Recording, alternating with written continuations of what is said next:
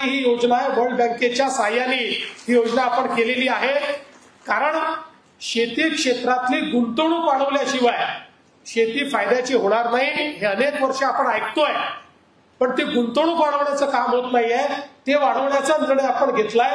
एकीकडे ही योजना आपण केली आहे आणि दुसरीकडे मगाशी रणधीर भाऊ सांगत होते त्या पद्धतीनं जवळपास दरवर्षी 5,000 कोटी रुपये हे गुंतवणुकीच्या माध्यमातून आतापर्यंत आपल्याला माहिती आहे की शेतीच्या क्षेत्रात दुष्काळ आला तर मदत कर, अतिवृष्टी झाली तर मदत कर, दुबार पेरणी आली तर मदत कर, या मदतीने म्हणजे ही आवश्यकच आहे, पण या मदतीने शेतकऱ्याची तात्कालिक काहीतरी व्यवस्था होते, पण शेतकऱ्यांचं भाग्य बदलू शकत नाही।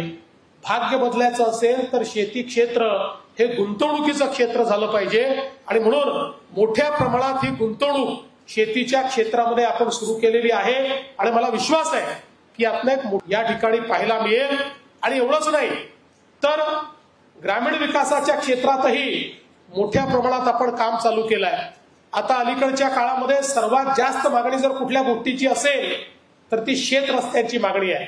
पांदन रस्ते हे सगळीकडे मागितले जातात आणि म्हणून आपण हा निर्णय केला की या 5 वर्षामध्ये एकही पांदन रस्ता सोडायचा नाही, 100% पांदन रस्ते आपल्याला बनवायचे आहेत। आपण बावनकुळे साहेबांच्या नेतृत्वात एक समिती तयार केलेली आहे, ज्या समितीचा लवकरच अहवाल येईल आणि या समितीच्या अहवालाच्या आधारावर आपल्या 100% पांदन रस्ते आता आपण त्याचं अतिक्रमण मोकळं करणं सुरू केलेलं आहे, त्याचं आयडेंटिफिकेशन केलेलं आहे, त्याचं मार्किंग केलेलं आहे आणि 100% हे पांदन रस्ते चांगल्या क्वालिटीचे पांदन रस्ते हे तयार करण्याचा निर्णय आपण घेतलेला आहे। एवढंच नाही तर आपण हाही निर्णय घेतलेला आहे की 1000 लोकसंख्येचे जे गावं असतील त्या प्रत्येक गावापर्यंत जो प्रमुख रस्ता आहे, जिल्ह्याचा जो प्रमुख रस्ता आहे किंवा जिल्ह्याचं जे मुख्यालय इथनं जाणारा रस्ता आहे, 1000 लोकसंख्येपर्यंतच्या प्रत्येक गावापर्यंत